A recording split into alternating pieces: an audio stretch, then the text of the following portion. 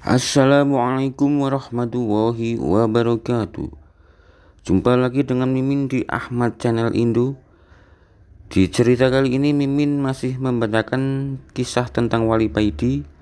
Sekarang kita sudah masuk ke bagian 24. Tanpa lama-lama lagi, mari kita masuk ke alur ceritanya. Wali Paidi bercerita, "Aku duduk melingkar bersama 5 orang sepuh yang aku tidak tahu siapa mereka. Tampak dari wajah mereka kalau mereka sedang berzikir sir dan menunggu seseorang. Tak lama kemudian datanglah seorang pemuda yang kulihatnya miring otaknya. Pemuda itu datang dengan memakai sarung yang dililitkan di lehernya bergaya seperti Superman. Dengan agak bergumam pemuda itu ngomong sendiri. Pemuda ini mengibas-ngibaskan sarungnya lalu mendekati kami.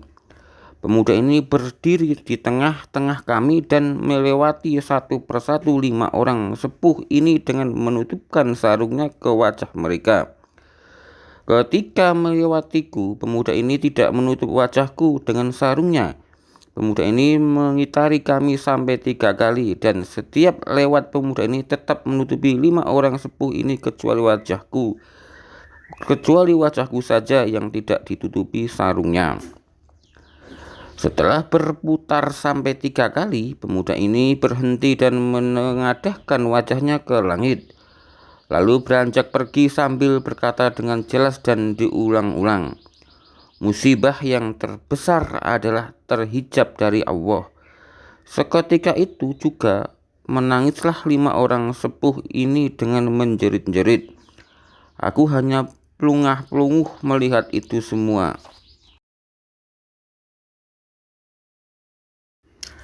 Wali Paidi dengan perasaan gundah berniat pergi ke Tulungagung, sowan ke Mas Kiai.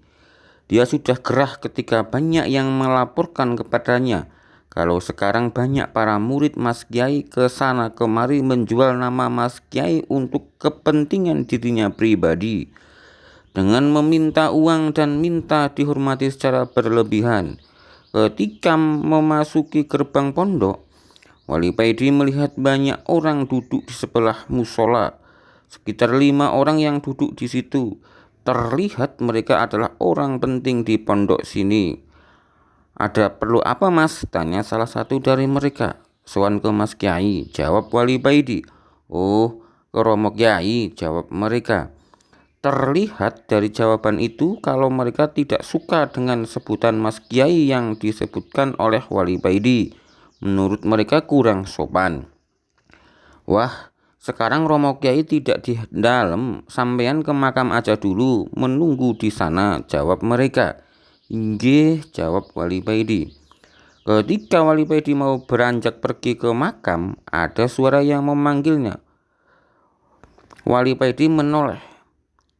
Dilihatnya Mas Kiai yang memanggilnya. Wali Paidi berbalik mendekati Mas Kiai dan mencium tangannya. Serentak kelima orang yang duduk di sebelah musola berdiri berniat ikut salaman ke Mas Kiai. Ternyata mereka duduk di situ juga menunggu Mas Kiai.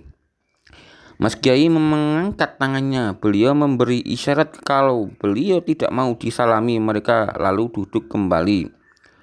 Wali Paidi mengikuti Mas Kiai keluar dari pondok. Mas Kiai menuju mobil yang berada di depan gerbang. Mas Kiai menyuruh Wali Paidi masuk ke dalam mobil.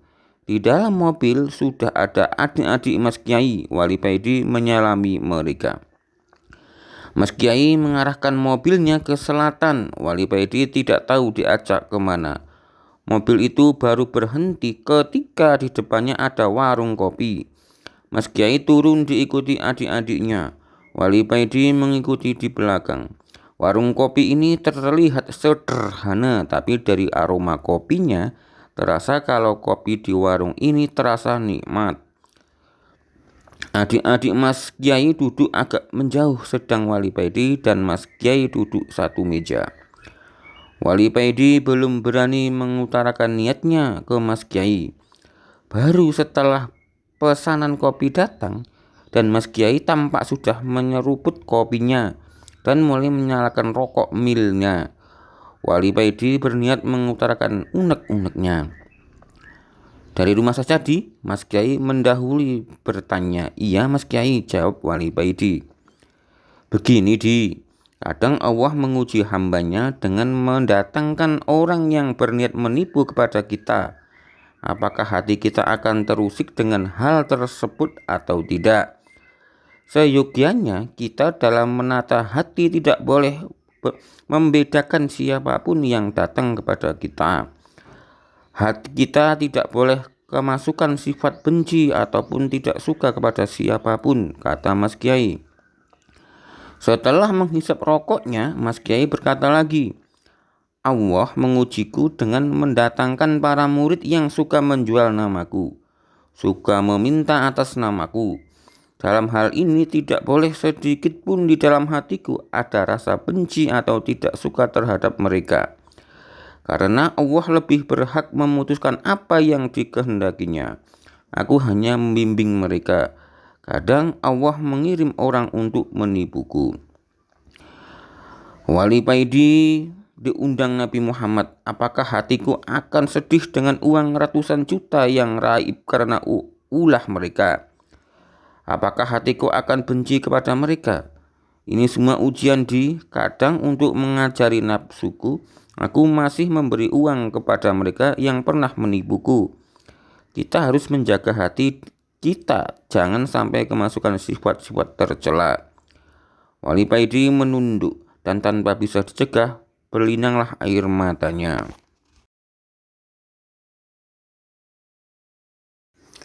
Wali Paidi kaget. Tiba-tiba Wali Paidi seakan-akan melihat mereka yang sedang bersanda gurau itu sudah mati berada dalam kuburnya dan menangis menjerit-jerit karena siksa. Ya Allah, ya Allah, astaghfirullah, ucap Wali Paidi dengan kaget dan spontan. Ketika sedang asyik buka Facebook, terdengar HP jadulnya berbunyi kring, kring, kring. Wali Paidi melihat HP-nya, terlihat sebuah nama yang Wali Paidi sangat mengenal dan menghormatinya. Wali Paidi mengangkat HP-nya. Bro, ayo ngopi. Suara terdengar dari seberang. Siap bro, jawab Wali Paidi. Wali Paidi bergegas ganti pakaian. Sarung wadimor dan baju ditanggalkannya. Dia ganti memakai celana yang bawahnya mengecil yang dia tidak tahu celana apa ini namanya. Kaos oblong ketat warna hitam dan rambut gaya seperti Kim Jong 2 yang lagi ngetren saat ini. Yang kanan kiri potong tipis tapi atasnya dibiarkan lebat mirip seperti sikat yang buat nyuci. Wali Paidi baru kemarin potong rambut model begini di tukang potong rambut Madura. Wali Paidi bergaya seperti ini demi menghormati teman yang mengajaknya ngopi ini. Wali Paidi ini sampai sekarang masih heran dengan temannya yang satu ini. Penampilannya mas bro banget. Padahal kalau tahu dan lama bergaul dengannya, temannya ini luas dan dalam laksana samudra. Wali Paidi berangkat, padahal dia belum tahu temannya ini ngopi di mana. Yang penting dia berangkat dengan niatan nyambung seduluran. Tidak lama kemudian HP-nya berbunyi, ada SMS masuk. Aku tunggu di Brojan Cafe, bunyi SMS. Oke, meluncur bro, balas Wali Paidi dalam SMS-nya. Sekitar satu jaman Wali Paidi sudah sampai di warung yang dimaksud. Kafe yang bergaya modern dan gaul. Wali Paidi masuk ke dalam. Dilihatnya temannya ini sudah ada di dalam bersama kawan-kawannya. Hai sini bro, ucap temannya mempersilahkan duduk. Wali Paidi mengangkat tangannya. Say hello, kemudian duduk. Tidak lama kemudian datang seorang perempuan menyodorkan menu kepada Wali Paidi. Pesan apa bro? Ucap Wali Paidi kepada temannya. Terserah bro, kata temannya. Wali Paidi mengambil menu dan membukanya. Wali Paidi mulai kebingungan dengan gambar menu yang dilihatnya. Gambar makanan dan nama yang aneh-aneh terpampang di depan Wali Paidi. Wali Paidi bingung karena selama ini Wali Paidi kalau ke warung taunya hanya rawon dan nasi pecel. Wali Paidi mencoba melihat menu minuman. Wali Paidi tambah bingung karena gambar kopi hitam yang dicarinya tidak ada. Yang ada hanya minuman warna-warni dan aneh-aneh. Ada kopi tapi sudah dimodifikasi sedemikian rupa. Ini aja bro. Wali Paidi menunjuk gambar minuman yang menurutnya menarik. Gak makan, ucap temannya. Enggak bro, ucap Wali Paidi. Di sini makanannya juga ada nasinya loh. Goda temennya, tahu kalau Wali Paidi bingung. Enggak bro, udah kenyang, kata Wali Paidi. Wali Paidi sendiri tidak tahu mengapa dirinya merasa enggak selera dan merasa kenyang setelah melihat gambar makanan ada di menu. Setelah makanan datang, mulailah Wali Paidi ngobrol-ngobrol. Asap rokok mulai mengepul di antara mereka. Mil, Samsu, Marlboro berserakan di atas meja. Suasana di kafe sangat ramai. Di sebelah meja Wali Paidi ada sekelompok muda-mudi yang sangat ramai, tertawa dan bersenda gurau dengan hebatnya. Biarkan saja mereka bro, mereka itu masih mimpi. Nanti kalau mereka bangun, mereka akan menangis-nangis, ucap temannya kepada Wali Paidi. Wali Paidi kaget. Tiba-tiba Wali Paidi seakan-akan melihat mereka yang sedang bersenda gurau itu sudah mati, berada dalam kuburnya dan menangis menjerit-jerit karena siksa. Ya Allah, ya Allah, astagfirullah, ucap Wali Paidi dengan kaget dan spontan. Wali Paidi berdiri lalu duduk, berdiri lagi lalu duduk lagi. Ya Allah, bro, gimana dengan diriku bro? Gimana dengan diriku bro? Ucap Wali Paidi dengan menunduk. Wali Paidi merasa dirinya selama ini hidup di dunia ini bagaikan orang yang tidur dan bermimpi. Dia sering melupakan Allah dan hanya mengejar kenikmatan dunia. Kelak kalau dirinya mati, dia baru sadar seakan bangun dari tidurnya. Astagfirullah, astagfirullah. Hanya itu yang keluar dari mulut Wali Paidi dengan lirih. Wali Paidi dengan bersandarkan tembok, Wali Paidi menikmati kopinya. Sesekali dia menyedot rokoknya. Allah, Allah, Allah. Zikirnya Wali Paidi mengiringi hembusan rokoknya. Wali Paidi mendoakan seluruh masyarakat di kampungnya, seluruh teman-temannya, guru-gurunya, dan semua yang berhubungan dengannya. Wali Paidi bersiap-siap mau mengunjungi saudaranya yang baru mempunyai anak. Setelah merasa cukup ngopi dan merokoknya, Wali Paidi mengeluarkan motor dan mempersiapkan segala keperluan bila hujan turun. Dan berangkatlah Wali Paidi ke rumah saudaranya. Wali Paidi sebulan ini diberi karomah oleh Allah berupa kilatan-kilatan kejadian-kejadian yang akan terjadi di kemudian hari. Orang Jawa mengistilahkan weruh sak durunge winaruh, melapor juga sekarang jadinya. Karena Wali Paidi kadang-kadang keceplosan omong, mengatakan sesuatu yang belum terjadi kepada orang-orang di sekitarnya. Dan ketika ada istri dari saudaranya, teman seperjuangan Wali Paidi ini hamil, Wali Paidi mendapat kilatan cahaya di hatinya kalau anak dari saudaranya ini laki-laki. Tapi saudaranya ini bilang kalau istrinya habis di USG dan hasilnya kalau calon anaknya perempuan. Wali Paidi sangat menghormati saudaranya ini, karena dialah yang mengubah Wali Paidi kalau dia mulai salah arah. Wali Paidi hanya diam setelah diberitahu oleh saudaranya ini. Saudaranya ini lalu berkata lagi, kalau anakku lahir kelak dia akan jadi laki-laki wali besar.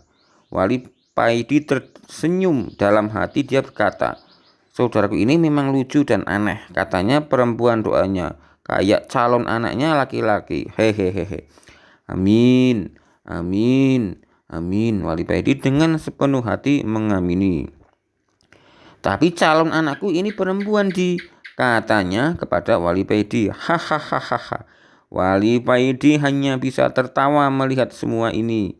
Dan kemarin Wali Paidi mendengar kalau anak dari saudaranya ini telah lahir dan anaknya laki-laki. Ternyata Wali Paidi ikut bergembira mendengar kabar ini. Wali Paidi sampai di rumah saudaranya ini sehabis maghrib dan ternyata ibunda dari saudaranya ini ada di sana. Dan yang membuat Wali Paidi terkejut, ternyata Mas Kiai guru Wali Paidi juga berada di situ. Baru datang tanya Mas Kiai. Inggih Mas, jawab Wali Paidi. Saudaramu masih menemui para tamu dari surau dekat sekitar sini.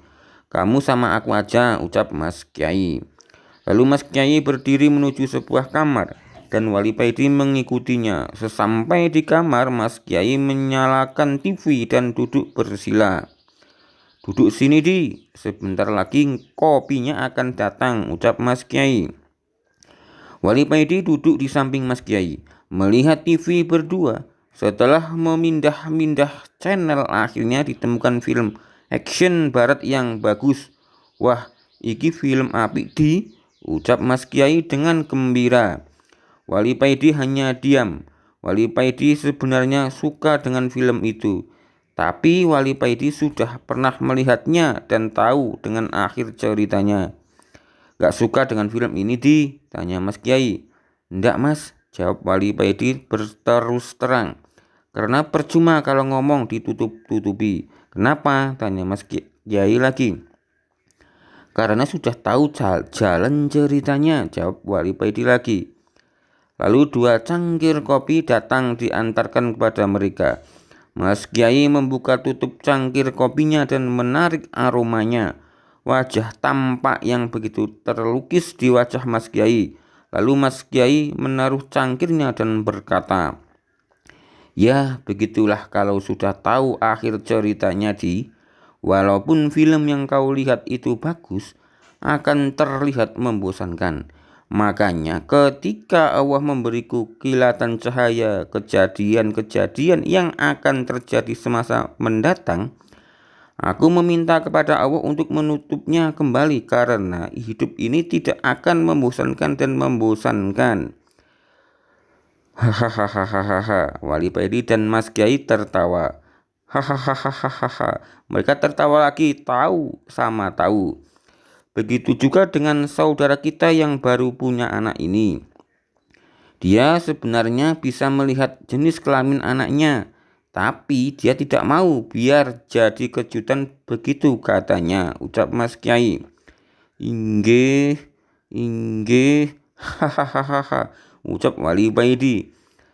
Kasihan orang yang di sekitarmu kalau kamu tidak minta kepada Allah untuk menutupinya, kata Mas Kiai. Inggih Mas, jawab Wali Paidi dan mulai berdoa kepada Allah untuk menutupi kilatan cahaya karomah di hatinya. Demikian kisah tentang Wali Paidi. Ada salahnya Mimin minta maaf.